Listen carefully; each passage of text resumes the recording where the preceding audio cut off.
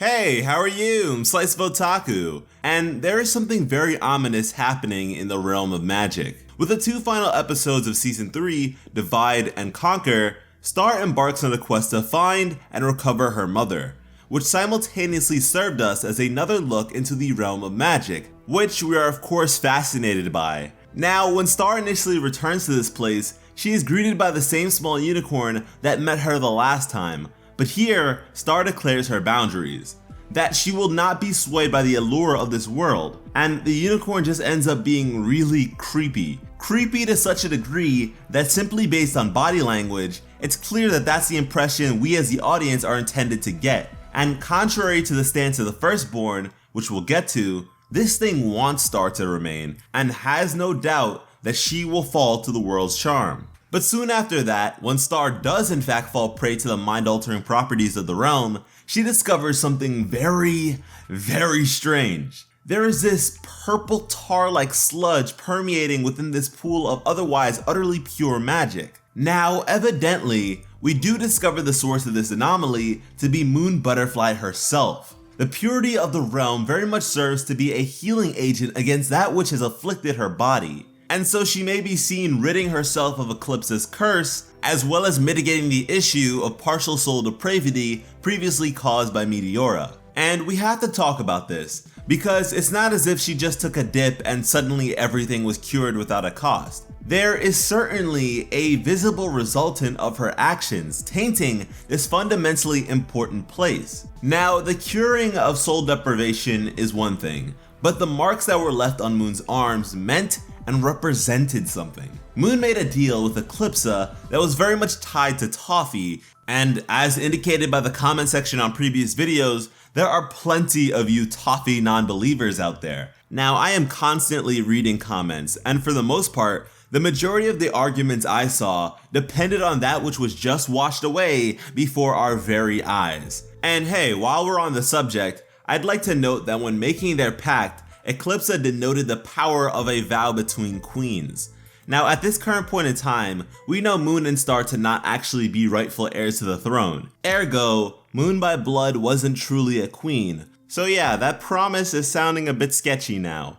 And maybe that line was more so to make sense of things for us as the audience, but then again, it did break the crystal that Eclipse was encased in, so maybe it's simply related to the magic proficiency expected of a queen, and if that is in fact the case, then this pact may indeed be interpreted loosely. But anyways, getting back on track, what makes this occurrence all the more intriguing is that Star discovers a unicorn actually consuming this tainted magic.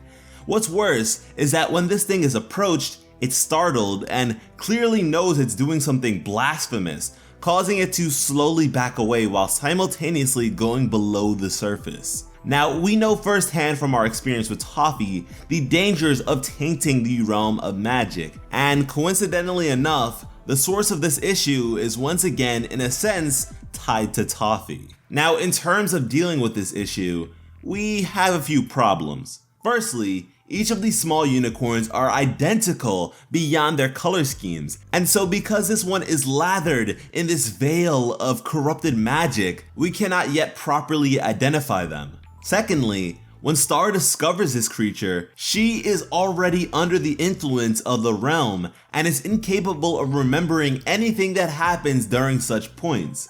It's only when accidentally replicating the imagery of her mother's hands that she comes to her senses. But by then, it's already too late. The thing has escaped. And listen, if this is in fact the small unicorn with the same color scheme as the firstborn that we spoke about earlier, then we are presented with yet another pressing matter. At the beginning of the episode Conquer, Moon and Star discover that the realm of magic is actually connected to various other dimensions.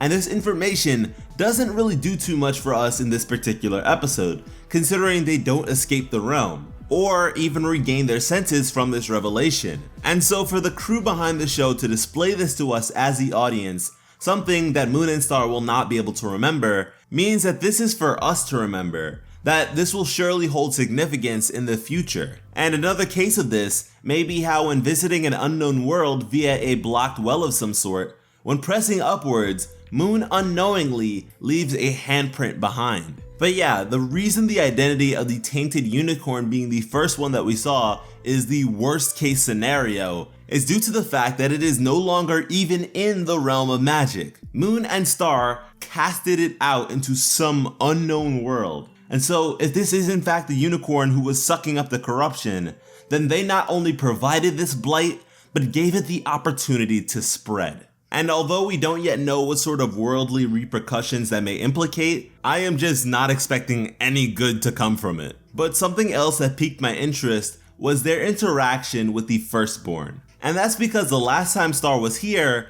it was calling out for her and didn't want her to leave. But this time around, it not only rejected Moon, but also straight up rejected Star, saying, "You're not supposed to be here." Now, I'm curious as to what has changed, and whether or not there's a prophetic aspect to this Firstborn, as it does in fact return Star to the Butterfly Kingdom, precisely where she needed to be, while her mother on the other hand was transported to a yet to be disclosed location, so there is certainly some precise intent behind this. And like I told you guys before, I am weary of this thing, mostly because of how little we know about it, and it's inherently difficult for characters to learn anything about it when considering the mind-altering aspect of the realm of magic. Do you not recognize your own creation? You don't even recognize your own magic when you're swimming in it.